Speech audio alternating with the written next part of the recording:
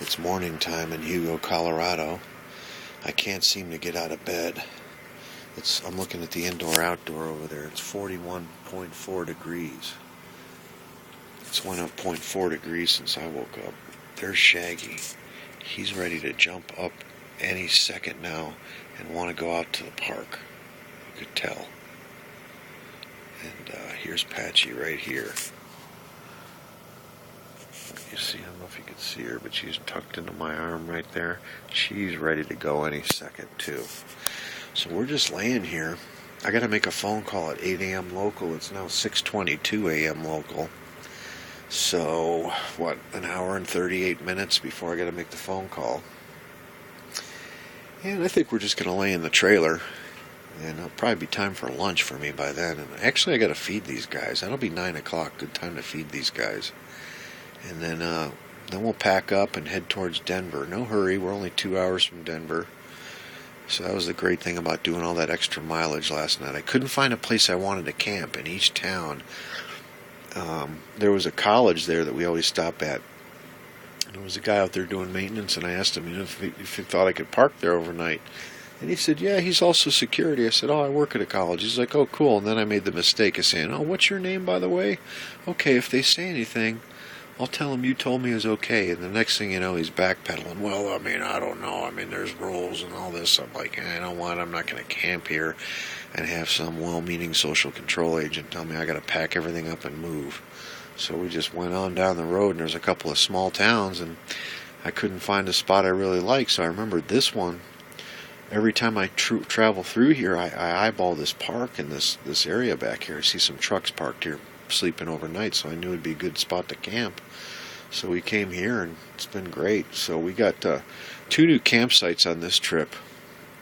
You know, once you do a campsite, you kind of establish it as a spot for yourself, so it makes it easier. So we got 2 new ones on this trip so far. And the generator's still running out there. See if you can hear it.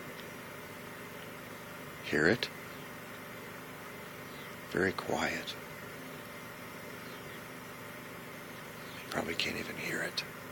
It's a Honda 2000i. Very quiet. Anyway, you can tell Shaggy's going to get ready to go here. I'm not going to lay in bed till 8 o'clock, but I wouldn't mind. I bought a can of ravioli last night at that grocery store across the street. I would not mind having some raviolis this morning. That means I'm going to have to get out of bed, and then the dogs are going to get rustled. So, I'm just going to have to think about the ravioli. I bought a big bag of pretzels, too, so I can eat some pretzels in the truck. Pretzels aren't too bad for you. I got the salt-free ones, so. Anyway, this is morning in Hugo, Colorado. 6:24 a.m. local. We lost an hour. It's going to take us a couple days to adjust to that. But I'm pretty lazy this morning. I think I'm just going to stay in bed. This is what retirement would be like. My buddy Tony had a place up in New Mexico, Rio Dosa, New Mexico, and he bought a fifth wheel off this elderly couple, and it was all furnished, washer and dryer, TV set, everything. And he rented a spot up there in Rio Dosa in the mountains, so I went to see him on my motorcycle. It's a lot bigger than this trailer. It's a fifth wheel, kind of has like an upstairs where the bedroom is and everything. I slept downstairs in the living room. And we get up the next morning, and we're sitting outside of this picnic table, you know, having some tea and some breakfast. And he's reading his newspaper. He says, this is all I do every morning, Scott. I get up, I make my coffee and my breakfast, and I sit here and I read the paper for about 3 hours. And I listen to the birds. He says, this is the American dream. And he was real serious. He's that type of guy, and he said, don't ever sell your retirement out. Ever. Don't ever touch that money. He said, put it away and don't ever touch it for anyone or anything. And he started explaining to me he worked for GE for a number of years, and they laid a bunch of people off. So like any place, when you get laid off, you could take your retirement money account out if you want to and cash it in. He said about 90% of the people he knew did that. He goes, they were buying cars and stupid stuff like that. And he told me now I get X number of dollars a month from that.